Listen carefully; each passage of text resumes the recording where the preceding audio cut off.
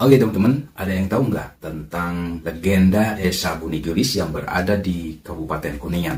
Nah, pada kesempatan ini saya akan menceritakan sebuah legenda Desa Buni Gelis tersebut. Untuk itu jangan kemana-mana ya, tonton terus video ini sampai selesai.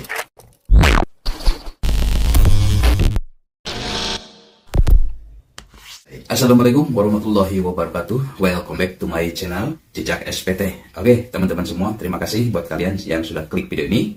Semoga kalian dalam keadaan sehat walafiat. Dan pada video kali ini saya akan membawakan sebuah legenda Desa Buni Gelis yang berada di Kabupaten Kuningan. Untuk itu jangan kemana-mana, dan yang belum subscribe terlebih dahulu biar saya tetap semangat ya. Dan yang sudah subscribe, saya ucapkan banyak terima kasih. Karena berkat kalian semua, saya masih di sini untuk bisa memberikan informasi, cerita, legenda, dan lain sebagainya buat kita semua. Oke, jangan tunggu lama-lama, kita masuk ke dalam ceritanya. Check it out.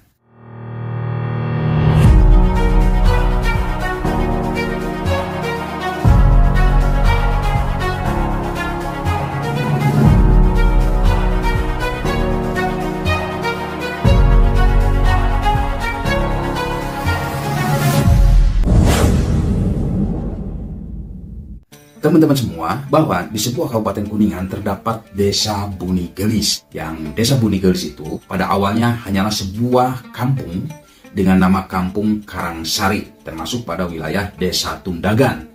Desa Buni Gelis ini menjadi desa definitif kurang lebih pada tahun 1823. Kata Buni Gelis merupakan bahasa Kirata, yaitu kata anu gelis dibuniken, yang artinya wanita cantik yang disembunyikan. Itu arti daripada desa tersebut. Dan menurut para tokoh masyarakat, legenda bahwa Desa Buni Gelis itu pada dahulu, yaitu pada zaman dahulu, ada sebuah kampung yang bernama Karangsari dengan jumlah rumah sebanyak 20 bangunan. Orang yang pertama tinggal menetap di kampung tersebut adalah dua orang, yaitu Buyut Gendut dan Akilasa. Kedatangan seorang wanita yang sangat cantik. Kecantikan wanita itu tiada bandingnya, sehingga setiap orang yang melihatnya ini akan terpesona. Teman-teman semua, selain wajahnya yang sangat cantik, wanita tersebut itu memiliki rambut yang amat panjang, sehingga ketika menyisir rambutnya itu harus dibantu dengan sebuah galah atau gantar yang terbuat dari bambu untuk menyangganya. Nah, setelah tiba di Kampung Karangsari, wanita tersebut langsung menemui Ki Buyut Gedut dan Akilasa. Kedua orang tersebut menanyakan maksud dan tujuan asal-usul serta nama wanita tersebut. Lalu wanita tersebut menjelaskan bahwa ia berkeinginan tinggal dan menetap di Kampung Karangsari. Mengenai asal-usul ia, menerangkan tidak tahu kedua orang tuanya di mana ia tinggal. Ia hanya menjelaskan bahwa namanya Nyai Ratu Sekar Paton atau Nyimas Sekar Paton. Buyut Gendut dan Akilasa menerima kedatangan Nyai Ratu Sekar Paton. Lalu Nyai Ratu Sekar Paton sendiri tinggal di rumah Akilasa ya. Jadi teman-teman, bahwa kecantikan Nyai Ratu Sekar Paton itu terkenal kemana-mana, bahkan sampai ke Keraton Sultan Cirebon dan Keraton Mataram. Sultan Cirebon setelah mendengar bahwa di Kampung Karangsari itu ada wanita yang sangat cantik, lalu beliau mengutus kepercayaannya untuk meminang wanita tersebut. Lalu orang pertama yang diberi kepercayaan untuk meminang Nyai Ratu Sekar Paton adalah Lebe Leteng. Nah, setelah melakukan perjalanan yang cukup jauh dan sulit, akhirnya sampailah Lebe Leteng tersebut ke Kampung Karangsari. Lebe Leteng tersebut menyampaikan maksud dan tujuan kepada Nyai Ratu Sekar Paton. Akan tetapi lamarannya ditolak ya, karena Nyai Ratu Sekar Paton tersebut belum berminat untuk berumah tangga. Akhirnya teman-teman semua, karena tugasnya ini tidak berhasil, akhirnya Lebe Leteng memutuskan untuk tidak kembali ke Kesultanan Cirebon dan tinggal menetap di Kampung Karangsari ya. Kegiatan sehari-hari yang dilakukan oleh Lebe Leteng di Kampung Karangsari adalah mengajarkan membaca Al-Quran kepada masyarakat setempat. Nah, setelah meninggal dunia, Lebe Leteng dimakamkan di pemakaman Mbah Modin. Dan peninggalan Lebe Leteng sampai sekarang itu masih ada, yaitu berupa satu rumpun pohon bambu. Karena Lebe Leteng tidak kembali lagi, maka Sultan Cirebon saking penasarannya mengutus lagi kepercayaannya yang bernama Mbah Modin. Nah, seperti utusan yang terdahulu, maka Mbah Modin pun gagal ya teman-teman semua di dalam melaksanakan tugas dari Sultan Cirebon. Sehingga karena gagal, beliau tidak mau kembali lagi dan diam tinggal menetap di Kampung Karangsari ya. Jadi setiap utusan yang gagal dia tidak berani kembali lagi ke Keraton Cirebon ya. karena mungkin gimana ya pertimbangannya, ya lebih baik tinggal di sini aja gitu sampai beliau meninggal ya. Lalu kegiatan Mbah Modin di Kampung Sari adalah menjadi imam di Langgar dan menjadi bengkong, yaitu juru sunat ya. Jadi bengkong itu adalah juru sunat. Bukti peninggalan Mbah Modin yaitu berupa padasan atau semacam guci berukir. Padasan tersebut berfungsi sebagai alat mengambil air untuk berwudu. Sampai saat ini benda tersebut tetap ada tersimpan di Masjid Desa Buni Gelis. Teman-teman semua, setelah meninggal dunia, Mbah Modin dimakamkan di pemakaman Mbah Modin yang sampai saat ini tetap terawat dengan baik. Lalu, Sultan Cirebon karena kedua kalinya tidak kembali lagi, maka beliau mengutus lagi kepercayaannya yang bernama Buyut Sangar. Wah, sangar banget ya. Utusan ini pun sama seperti utusan terdahulu yang gagal melaksanakan tugas dari Sultan Cirebon. Kalian ngapain ya? Orang belum punya niat untuk menikah ya, dipaksa untuk menikah. Iya, gagal lah. Di setiap yang diutus itu selalu gagal. Sementara yang diutus dia nggak berani datang lagi ke Keraton Cirebon ya. Akhirnya mereka ya tinggal di situlah sampai meninggal ya. Lalu setelah tinggal menetap di Kampung Karangsari, Buyut Sangar memberikan didikan keamanan dan ketertiban kampung tersebut sampai akhir hayatnya. Makam Buyut Sangar terletak di pemakaman umum Astana Deket. Walaupun telah 3 kali mengirim utusan dan menemui kegagalan, namun Sultan Cirebon ini tidak pernah putus asa. Beliau mengutus lagi kepercayaannya yang bernama Pangeran Sindang Kalangan. Lalu misi yang diemban oleh Pangeran Sindang Kalangan sama seperti utusan terdahulunya dan mengalami hal yang sama juga, yaitu gagal melaksanakan tugas yang diembannya, sehingga beliau pun tidak mau kembali dan tinggal menetap di Kampung Karangsari sampai akhir hayatnya. Nah, dalam kegiatan sehari-harinya, Pangeran Sindang Kalangan memberikan didikan di bidang pertanian, terutama tanaman padi. Nah, setelah meninggal, Pangeran Sindang Kalangan dimakamkan di Astana Deket sebelah barat.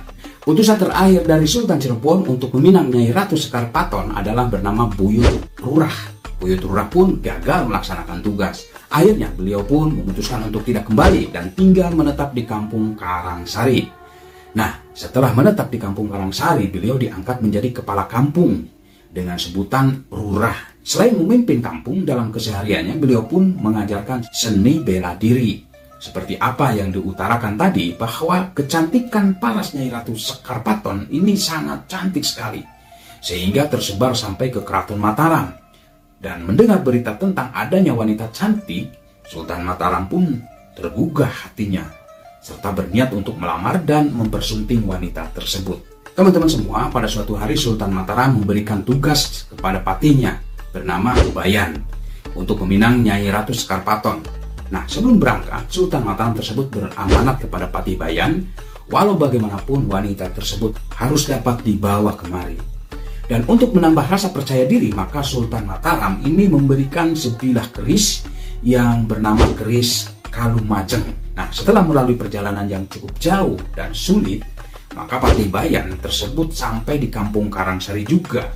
Lalu Pati Bayan tersebut setelah bertemu Nyai Ratu Sekar Paton, lalu beliau mengutarakan maksud dan tujuannya. Dan Nyai Ratu Sekar Paton setelah mendengar maksud dan tujuan Pati Bayan, lalu beliau menjawab tidak ada atau belum ada niat untuk berumah tangga. Dijelaskan pula bahwa calon suaminya nanti sesudah berdiri sebuah negara yang dipimpin oleh seorang yang bergelar Ratu Adil dan Arasa. Nah, mendengar penolakan dari Nyai Ratu Sekar Paton tersebut, Pati Bayan merasa tersinggung dan bersitegang untuk membawa Nyai Ratu Sekar Paton tersebut ke Keraton Mataram.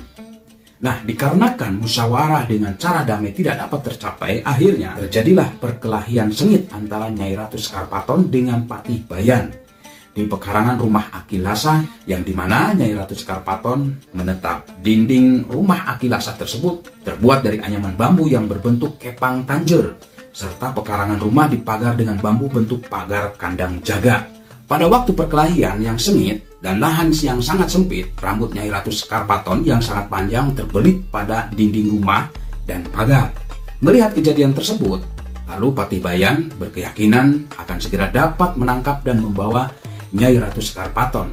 Namun kenyataannya, pada waktu Pati Bayan akan menangkap Nyai Ratu Sekar Paton, dengan sigap Nyai Ratu Sekar Paton meloncat ke udara. Pada waktu meloncat ke udara, dinding rumah beserta pagar kandang jaga terangkat karena tersangkut oleh rambut Nyai Ratu Sekarpaton.